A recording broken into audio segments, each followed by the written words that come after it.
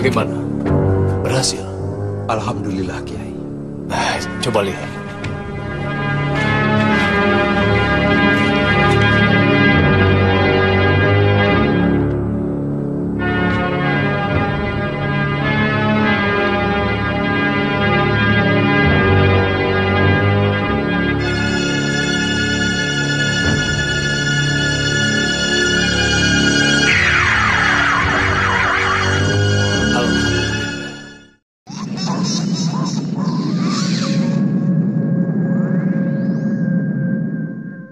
Panglima Kumbang, Kalagondang, Kiai Ageng Cumantoro dan Kiai Basari adalah orang-orang yang tepat untuk mengambil mayat Mak Lampir. Lalu, siapa amirnya? Kiai Ageng Cumantoro. Bagaimana pendapat Kiai jika amir rombongan kami serahkan kepada Kiai? Insya Allah. Saya menganggap perlu mengangkat penasehat, karena yang akan kita hadapi bukan saja dari bangsa manusia, tapi juga dari bangsa jin dari golongan hitam. Untuk itu, saya mengangkat Panglima Kumbang sebagai penasehat untuk memberikan saran-saran kepada Amir. Di awal episode ini, kita menuju pada rombongan sembara yang di saat itu sedang merencanakan untuk mengambil mayat Mak Lampir di markasnya. Sementara itu, Endang Cuwiri dan para anak buah Mak Lampir tampak sedang dalam perjalanan menuju markas Mak Lampir. Namun mereka tidak menempuh jalur udara seperti biasanya, sebab Endang Cuwiri sekaligus ingin bertemu dengan sembara guna merebut kembali catatan Mak Lampir yang telah dicuri oleh sembara, Kalagondang, dan juga Panglima Kumbang. Sementara itu, Panglima Kumbang, Kalagondang, Kiai Basari dan Kiai Jembar Cumantoro di saat itu sedang dalam perjalanan menuju markas Mak Lampir, dan mereka pun mendadak mendapatkan ide bahwa mereka harus merubah wujud menjadi Endang Cuwiri dan ketiga murid Mak Lampir yang lainnya untuk mempermudah tugas mereka memasuki markas Mak Lampir. Hormat kami guru, cepat bawa aku ke tempat gurumu. Jangan buang waktu. Baik guru. Baik, mari ikut kami guru. Sebentar. Murid-murid semua, kami akan mengadakan upacara kebangkitan Mak Lampir. Tutup pintu gerbang dan siapapun tidak diperbolehkan masuk. Tutup pintu gerbang. Silakan masuk guru. Di mana kalian simpan jenazah Mak Lampir? Di tempat aman guru. Di kamar baja yang dijaga dengan ketat.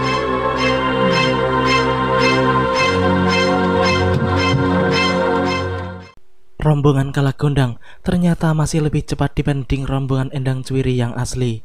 Memang strategi Panglima Kumbang adalah strategi yang sangat jitu, sebab mereka kini bisa dengan mudah memasuki markas Mak Lampir, bahkan bisa mengatur seluruh prajurit dengan sempurna. Endang Cuwiri palsu itu pun berpesan kepada seluruh murid-murid Mak Lampir agar melawan siapa saja yang memaksa masuk untuk mengganggu mereka yang akan melakukan upacara kebangkitan Mak Lampir yang dinamakan Undang Pariwangan Baladinawa. Setelah mereka semua masuk ke dalam ruangan penyimpanan mayat Mak Lampir yang berlapis baja itu, rombongan Endang Cuwiri yang asli pun tiba di depan gerbang markas tersebut. Dewi Sendok pun menyuruh para prajurit untuk membukakan pintu gerbang. Namun mereka tidak mau membukanya karena baru saja rombongan Endang Cuwiri masuk ke dalam istana dan berpesan kepada mereka agar tidak membukakan siapapun yang akan masuk. Apalagi mereka sama sekali belum melihat rombongan Endang Cuwiri yang sebelumnya keluar. Buka pintu! Tidak, siapa kamu? Jangan kurang ajar. Kami datang membawa guru terhormat, Endang Cuwiri. Endang Cuwiri? Bukankah guru Endang Cuwiri sedang berada di tempat guru Lampir?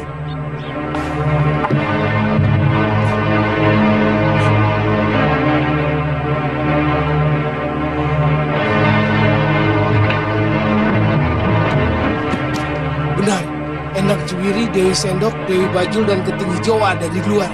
Bagaimana bisa? Perasaan belum ada seorang pun yang keluar tadi. Cepat buka! Apa kalian ingin pintu ini kami hancurkan? Tidak! Tidak bisa! Kami diperintahkan untuk menutup pintu gerbang dan melarang siapapun masuk. Atas perintah siapa? Endang Cuwiri! Tidak mungkin! Endang Cuwiri ada di sini. Cepat buka! Tidak bisa.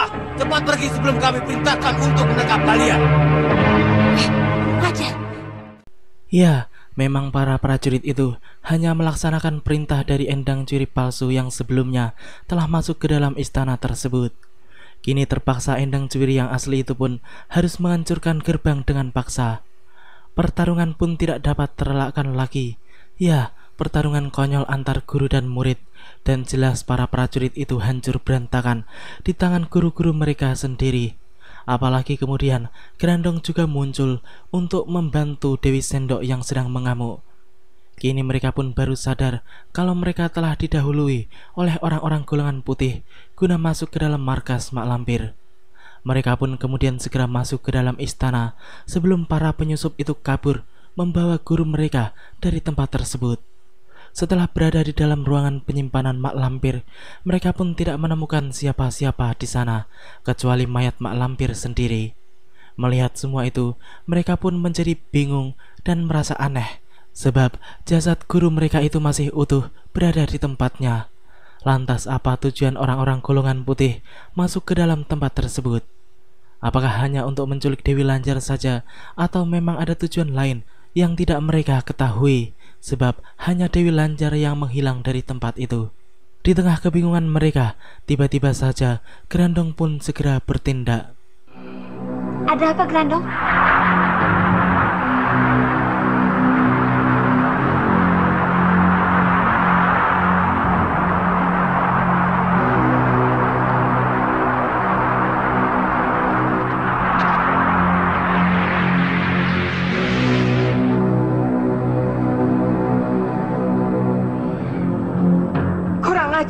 Kita ditipu.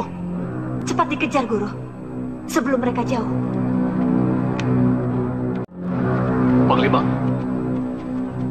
Panglima, sepertinya tidak ada yang mengejar kita. Betul. Sebaiknya kita ngasuh dulu di sini. Bagaimana menurut pendapat Panglima? Apa perlu kita istirahat sebentar? Sebaiknya jangan dulu, Kiai. Belum waktunya.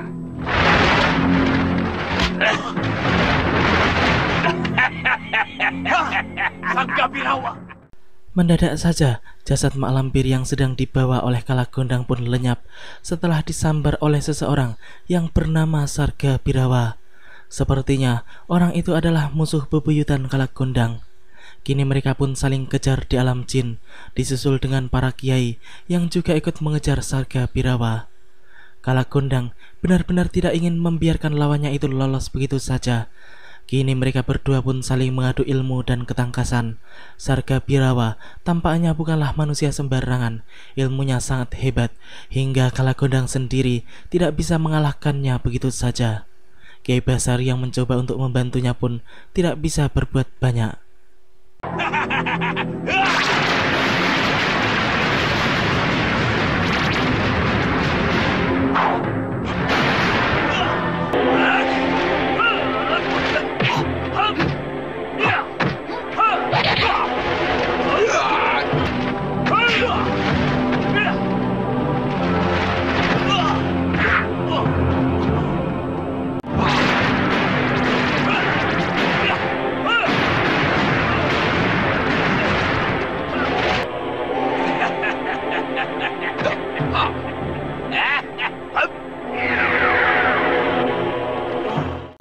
Akhirnya Sarga Birawa itu pun bisa lolos dari hadapan mereka. Namun kemudian Kalagondang pun menjadi sangat kesal dengan musuh bebuyutannya itu. Ia pun langsung menyuruh Panglima Kumbang dan kedua kiai yang bersamanya itu untuk menyebar atau berpencar guna mengejar Sarga Birawa. Seketika itu pun mereka terbagi menjadi 3 kelompok menuju arah yang berbeda. Di sisi lain, tampak rombongan Endang Cwiri yang sedang mengejar orang-orang golongan putih yang membawa Mak Lampir. Mendadak saja mereka mendengar suara Kalagondang yang sedang marah-marah, seperti sedang mengejar seseorang. Mereka pun mendengar nama Sarga Birawa disebut-sebut oleh Kalagondang sambil mengumpat. Namun mereka tidak mengenal siapa itu Sarga Birawa. Dewi Sendok pun berpendapat bahwa mereka harus tahu siapa yang dicari-cari oleh Kalagondang itu. Ia pun kemudian segera menghampiri Raja Jin Merah tersebut guna memancing apa yang sebenarnya dilakukan di tempat itu. Saya sedang mencari si kunyuk lutung. Siapa itu? Sangga Birawa. Siapa dia? Dia itu musuh bebuyutanku. Memangnya dia salah apa? Dia merebut pacarku. Pacar? Iya. Memangnya kamu masih suka pacaran? Biar jelek-jelek begini, saya masih punya kemauan. Tapi kalau kau mau jadi pacarku, sekarang juga saya berhenti mengejar Sangga Birawa. Ayo, bagaimana? Mau jadi pacarku? Sekarang juga kalau mau, kita kawin. Ih, amit-amit.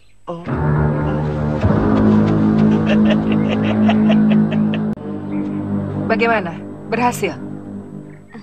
Kalau Gondang mengajak kawin Guru. Kenapa tidak mau? Ih, amit-amit.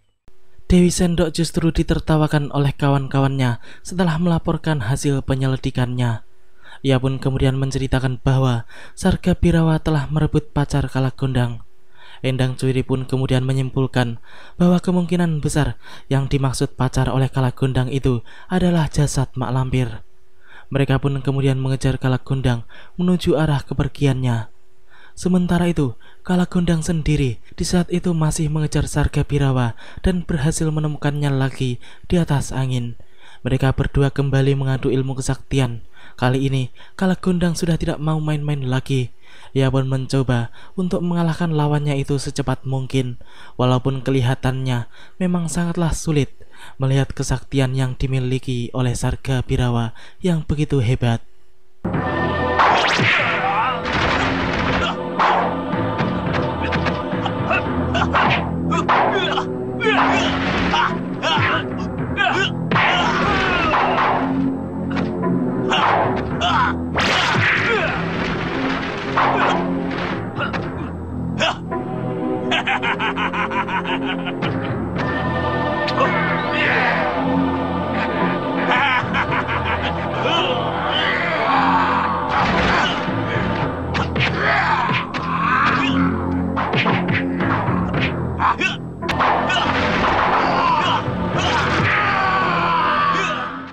Entah makhluk dari mana Sarga Birawa ini, kesaktiannya cukup hebat sampai-sampai membuat Kalagondang sendiri kerepotan.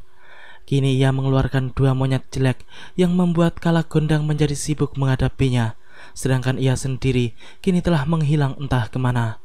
Setelah mengalahkan kedua monyet jelek itu, Kalagondang pun menjadi sangat kesal karena kini ia telah kehilangan buruannya. Ia pun kemudian memutuskan untuk kembali mengejar Sarga Birawa dengan segenap kemampuan yang dimilikinya. Sementara itu, Kiai Jembar Jumantoro dan Kiai Basari yang menuju arah selatan pun masih belum bisa menemukan tanda-tanda pelarian Sarga Birawa. Keduanya pun kemudian justru bertemu dengan Panglima Kumbang di sana, dan mereka sama sekali belum melihat bayangan buruannya. Ketiganya pun kemudian memutuskan untuk bersama-sama melakukan pengejaran ke arah tenggara.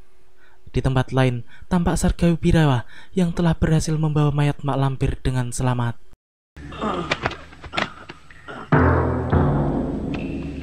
Tidak apa-apa. Tapi bagaimana cara menghidupkannya lagi? Aneh. Katanya Mak Lampir punya banyak ajian sakti. Rawa rontek, pancasona, sayap di angin. Kau tidak akan bisa menyentuhku, Lampir. Sekarang akan kubuktikan kesaktianku. Hup! Mana pancasonamu? Mana? Tunjukkan, ayo.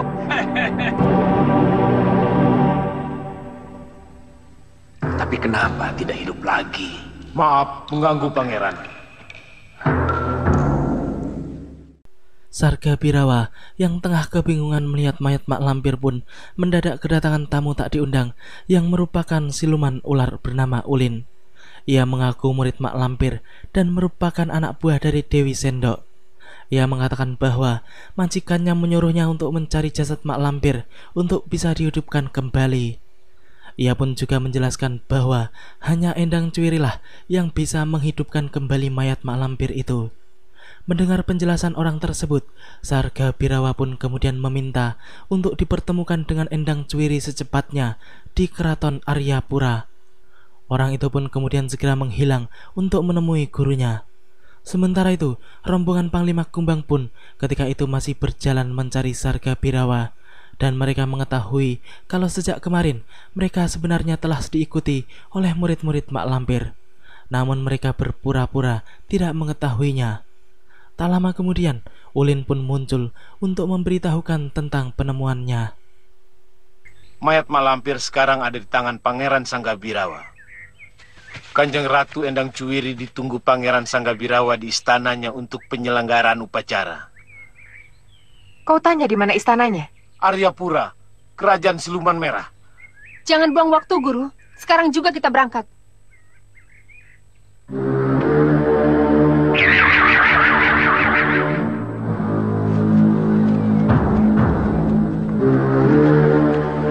Celaka, mereka menemukan mayat Mak Lampir. Paling juga sekarang sedang bertempur dengan Kalagondang. Tidak, Sanggabirawa sudah terlepas dari Kalagondang. Sekarang mayat Mak Lampir ada di istananya. Endang Cwiri sedang ke sana untuk mengadakan upacara menghidupkan mayat Mak Lampir. Tapi bagaimana bisa? Catatan mantranya ada di tangan kita. Yang penting, kita sekarang tidak boleh buang waktu. Kita panggil Kiai Jamas dan Sembara. Kita serbu istana Aryapura dan kita rebut mayat Mak Lampir untuk kita hancurkan raganya. Panglima Kumbang pun mengusulkan agar mereka segera menemui Sembara serta Kalagondang untuk langsung menyerang markas Sarga Birawa. Akan tetapi, Kiai Ageng Jembar Jumantoro pun lebih memilih agar mereka mengejar Endang Cwiri saja untuk merebut mantra pembangkit Mak Lampir yang lain yang kemungkinan berada bersama mereka. Panglima Kumbang pun tidak mau berdebat. Ia pun langsung menuruti kemauan dua kiai di hadapannya serta membawa keduanya mengejar Endang Cwiri. Tidak membutuhkan waktu yang lama untuk bisa mengejar murid-murid Mak Lampir tersebut, karena kini keduanya pun telah saling berhadap-hadapan. Kiai Jembar Jumantoro pun meminta catatan mantra itu secara baik-baik, namun jelas Endang Cwiri tidak akan mau memberikannya, sehingga kemudian terjadilah pertarungan di antara mereka. Jika dilihat dari kemampuan mereka, jelas para kiai dan Panglima Kumbang jauh lebih unggul dibandingkan rombongan Endang Cwiri, walaupun jumlah mereka lebih banyak.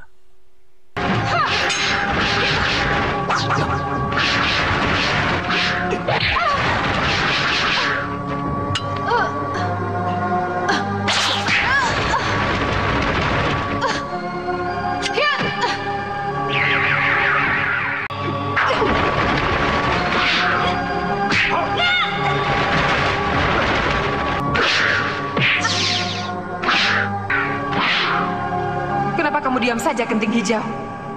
Percuma kita lawan mereka, Guru. Mereka orang-orang berilmu tinggi. Kita pasti kalah. Jadi? Mendingan kita kabur saja selagi kita punya kesempatan. Waktu kita sangat berharga, Guru. Setuju. Ayo cepat. Baik, Guru.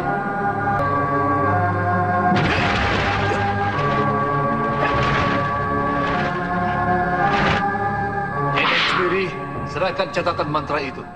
Pertarungan pun masih berlanjut dan kelihatan jelas kalau Kiai Ageng Jembar Jumantoro adalah manusia paling sakti yang berada di tempat tersebut.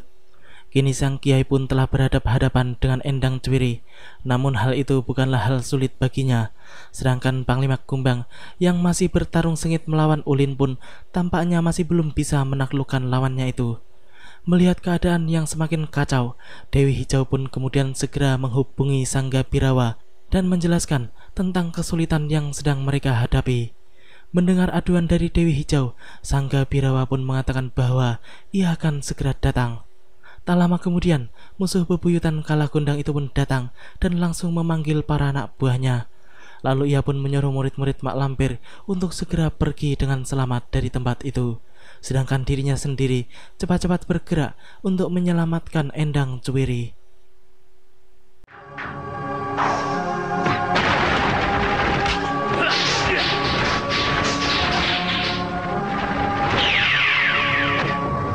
Kita akan menghabiskan banyak waktu jika menghadapi keroncong-keroncong ini.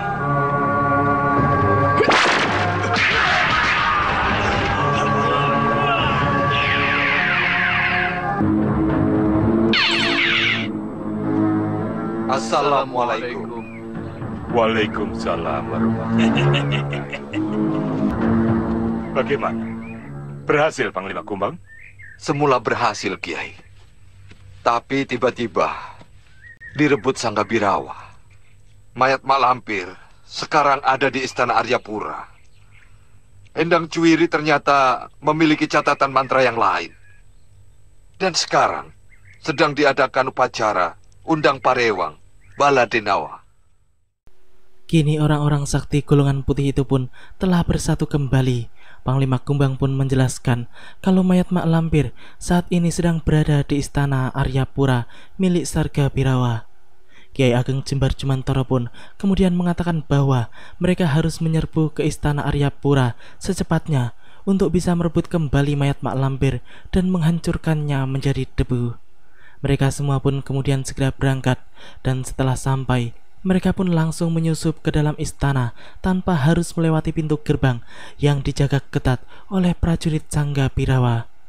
Melihat tempat tersebut yang dijaga dengan ketat, Kalagondang pun kemudian segera bertindak. Kasihan si Borokokok bengong aja. Mau kue? Hah? Ini kuenya. Aduh. Ini.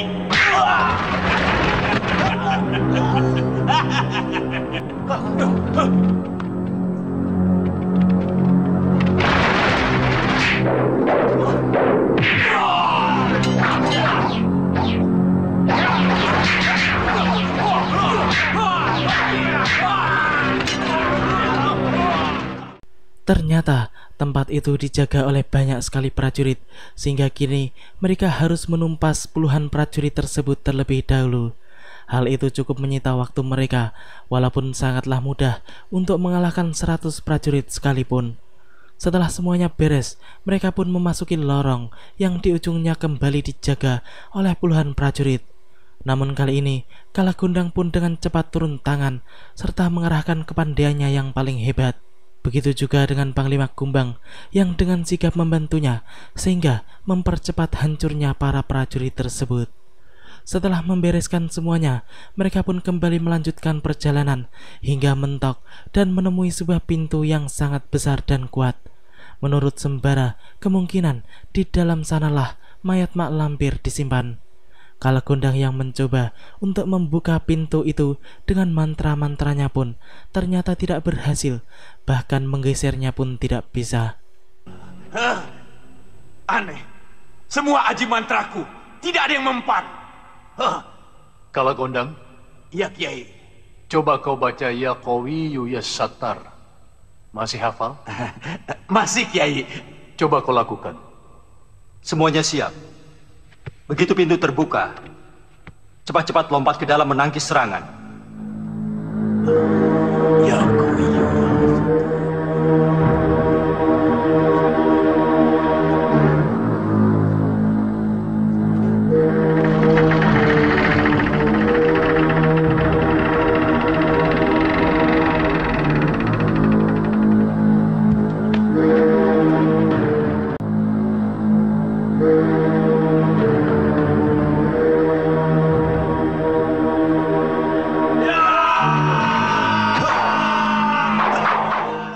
Ya, ternyata di dalam ruangan yang tampak sepi itu pun kembali dijaga oleh puluhan prajurit, sehingga mereka kembali harus membereskan para cecungu itu terlebih dahulu. Setelah selesai, mereka pun menghampiri sebuah peti yang tertutup sangat rapat. Lalu Kiai Ageng Jembar Jumantoro pun kembali mengutus Kalagondang dan Panglima Kumbang untuk membuka peti tersebut dengan membaca Asmaul Husna di dalam hatinya. Benar saja, peti itu pun segera terbuka dengan sendirinya setelah Kalagondang membaca Asmaul Husna, dan di dalamnya tampak mayat Mak Lampir yang masih utuh. Jasad itu pun mendadak saja bangun dan duduk, namun ada yang aneh. Ya Hayyu Ya Qayyum Ya Jalil. Mundur. Ada apa, Panglima? Naga. Jalhaq. Ja'al haqqu wa zahaqal batil. Innal batila ka'an zahuqa.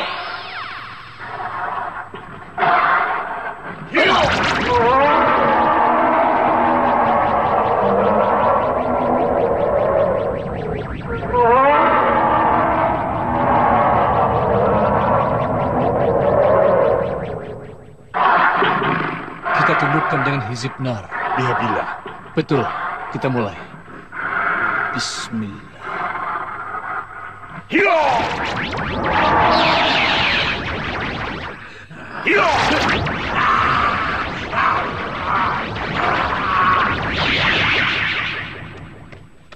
Hebat sekali Sangga Birawa itu. Makhluk-makhluk ciptaannya benar-benar hebat dan membuat orang-orang sakti golongan putih tersebut menjadi cukup kerepotan. Bahkan Kalagondang sendiri cukup sulit untuk mengalahkannya. Kini mereka semua kembali ditipu oleh manusia jelek tersebut. Sebab sebenarnya Endang Cuwiri dan Sangga Birawa telah kabur, membawa mayat Mak Lampir menjauh dari tempat tersebut. Apa mayat si Lampir masih ada di sini, Gusti Kanjeng Majikan Doro Juragan? Tidak ada. Sudah dibawa kabur. Sangga Birawa menganggap keratonnya sudah tidak menjamin keselamatan mayat Mak Lampir. Ia sudah menduga akan diserang. Betul. Mayat Mak Lampir sudah tidak ada di keraton ini lagi. Dibawa kemana? Tidak tahu. Sangga Birawa menutupi rombongannya dengan ajian Mega Peteng. Panglima, kira-kira ke arah mana? Ke timur. Ayo kita kejar ke timur. Demikianlah alur cerita di episode kali ini. Nantikan kelanjutan kisahnya di episode yang akan datang. Terima kasih bagi teman-teman semua yang udah mau nonton. Jangan lupa subscribe dan share, dan juga nyalain notifnya. Assalamualaikum warahmatullahi wabarakatuh.